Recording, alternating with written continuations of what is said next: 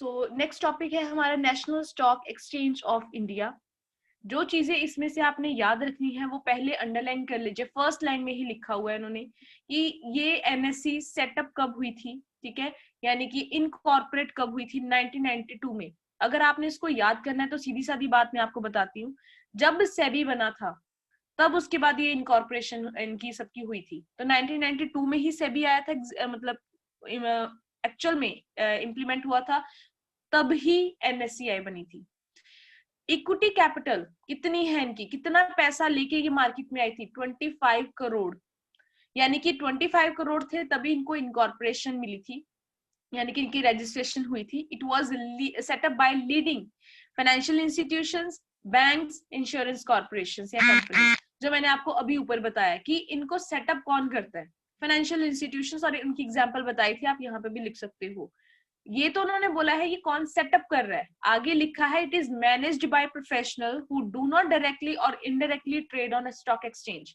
क्योंकि अगर आप खुद से ट्रेड कर रहे हो, आपको ही लूप होल्स पता है, आपको ही पता है प्राइस कब बढ़ने हैं कब कम होने हैं, तो फिर आप खुद से ही ट्रेडिंग कर लो, फिर आपकी वजह से प्राइस ज्यादा हो जाएंगे, आपकी वजह से प्राइस कम हो जाएंगे। इसीलिए जो प्रोफेशनल्स इसको मैनेज करते हैं वो डायरेक्टली इनडायरेक्टली किसी भी तरीके से शेयर्स को परचेज नहीं कर सकते। ये अंडरलाइन करिए, सबसे इंपॉर्टेंट लाइन, मतलब आपको पता होना चाहिए। ऐसा 1 मार्क के लिए तो ऐसा इंपॉर्टेंट नहीं है, ठीक है।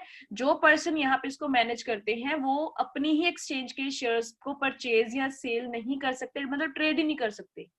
अब फीचर्स क्या है एनएससीआई के? सबसे पहले तो ये नेशन वाइड एक्सचेंज है, ठीक है। नेशनल लेवल के ऊपर आप कहीं पे भी ट्रेड कर सकते हो, किसी भी पर्सन के साथ ट्रेड कर सकते हो। It is setup and run on commercial lines, it is a profit earning company, ठीक है। कमर्शियल लाइन मतलब आप लोग ट्रेडिंग यहाँ पे कर रहे हो और बेसिक ऑब्जेक्टिव तुम्हारा क्या है, ऑब्जेक्टिव प्रॉफिट कमाना है, यानी कि इकोनॉमिक ऑब्जेक्टिव है। नेक्स्ट लिखा है listing norm for all the companies are the same irrespective of their location. अगर लिस्टिंग हियर मींस बताया था मैंने क्या होता है, रजिस्ट्रेशन की बात कर रही है। कोई भी पर्सन, कोई भी कंपनी अपने आप को रजिस्टर कराना चाहती है एनएससीआई में, तो उसके लिए नॉर्म्स जो है, रूल्स हैं, वो सेम है, चाहे वो किसी भी जगह से वो बिलोंग करता है पर्सन, या वो किसी लोकेशन से भी कंपनी बिलोंग करती है। दोबारा बता रही हूँ, अगर देखो मैंने आपको बोला है कि अगर आपने एनएससी में ट्रेड करना है, ब्रोकर भी रजिस्टर्ड होना चाहिए, कंपनी भी रजिस्टर्ड होनी चाहिए और उसके शेयर्स भी रजिस्टर्ड होने चाहिए। अब उन्होंने लिख दिया कि जो आपने रजिस्ट्रेशन करानी है उसके रूल्स जो हैं वो सेम रहेंगे, चाहे आप कहीं की भी कंपनी हो, कौन सी भी कंपनी हो।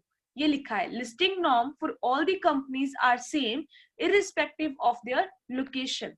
नेक्स्ट वो बात कर रहे हैं कि जो एनएससीआई है वो दोनों सिक्योरिटीज में डील करती है, इक्विटी में भी और डेट में भी। ऐसा नहीं कि सिर्फ इक्विटी और प्रेफरेंस शेयर्स ही आपको दिए जाते हैं, in case you want to trade in debentures और बॉन्ड्स आप कर सकते हो उसमें भी ट्रेड। सेटलमेंट टाइम यहाँ पे कितना दिया हुआ है इन्होंने, 15 डेज दिया है। It is an electronic screen based trading, जिसको हम लोग ट्रांसपेरेंसी की बात कर रहे थे, रिंगलेस ट्रेडिंग की बात कर रहे थे, अब इन्होंने यहाँ पे लिखी दिया है ये स्क्रीन बेस्ड ट्रेडिंग है। यहाँ पे हर पर्सन, हर मेंबर के पास इक्वल राइट है ट्रेडिंग करने का।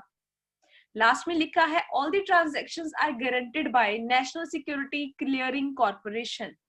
आप जितनी भी ट्रांजैक्शंस कर रहे हो वो क्लियर हो रही हैं, शेयर्स आपके पास ट्रांसफर हो रहे हैं, आपके पैसे हमें मिल रहे हैं, हम बेच रहे हैं, खरीद रहे हैं, क्या आपकी ट्रांजैक्शन प्रॉपर्ली सेटल हो रही है या नहीं हो रही।